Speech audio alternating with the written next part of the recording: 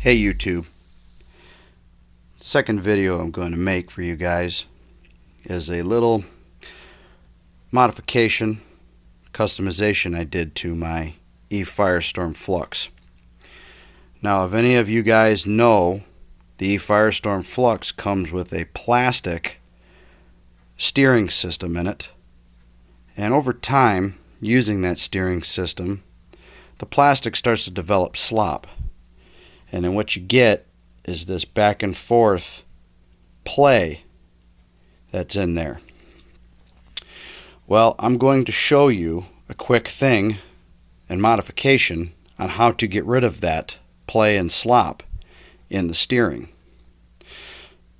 So let me get the body shell off here. Now as you can see, it's just a plain old HPI E-Firestorm flux. No frills, nothing fancy other than that carbon fiber brace there on the servo. Other than that, we'll get right here to the point. What you see right there is my high-tech servo, which I will be swapping out for a Savox soon enough.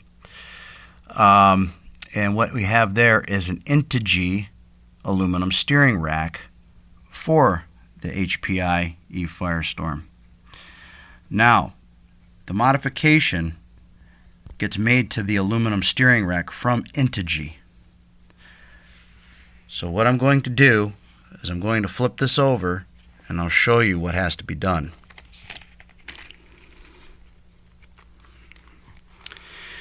Okay, bottom side of the truck. I'm going to turn it one way or the other here so you can get a view of it. Now mind you, I'm doing this video with a camera phone, so it may not show up as good as it should. Which unfortunately in this case, oh, there you go. Okay, right there where the attaching screw goes through this Ackerman piece right here, Integy luckily left us with enough material in aluminum there, or whatever the mix of alloys they made this component out of. They left enough material there for you to drill it out larger to put in a 3x6 by 2.5 millimeter flanged bearing. Now you do that to that side of the rack, and you do it to that side of the rack right there. And unfortunately the camera phone is not the greatest picture of it, but what that does is that gets rid of them top hat spacers that develop play in both the plastic and the aluminum. So now when you do the modification, you will need to drill it out. Start out small, work your way up to, I believe it was 17/64ths. And what that will do is that will put you real close in the ballpark with the 3x6 by 2.5 mil. So now, when you drill that out, you have to take a little sandpaper or use the drill and just work around just to make the hole a little larger. You want the bearing to not have slop. You want it to press in. You want the bearing to press in, so you actually have to take something to tap it out. Once you've got a nice snug fit, that's all you need.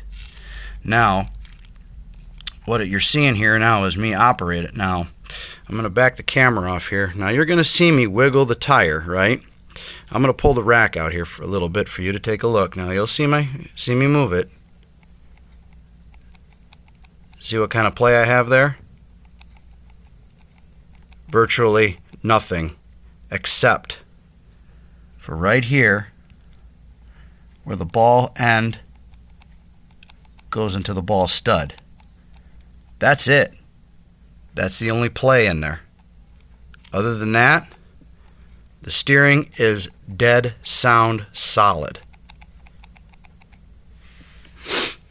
Now, I'd had to do some miking with a digital set of calipers to figure out to make sure there was plenty of material left to do this modification, which, believe it or not, Integy did leave us quite a bit of material to drill it.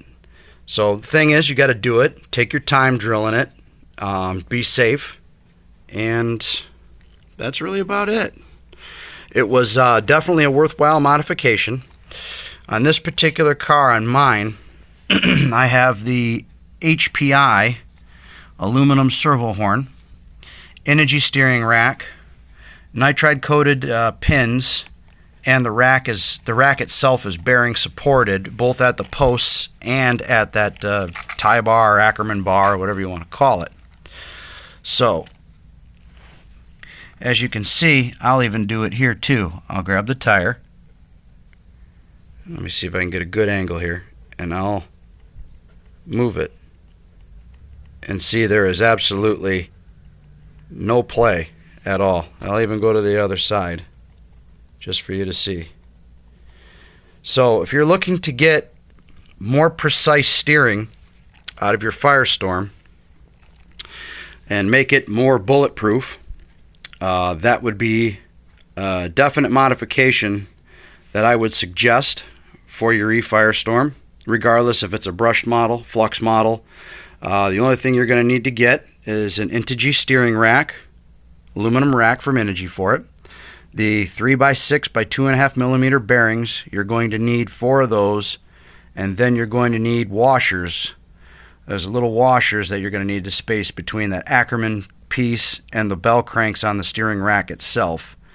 And that washer is going to be, I believe, a 3x5 by 0.2 millimeter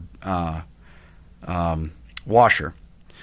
And then you thread lock your screws in, snug them. You just barely snug them down. Just make sure that you've got them snugged down enough to where there's free movement between the rack and the Ackerman piece, and then you'll be good to go.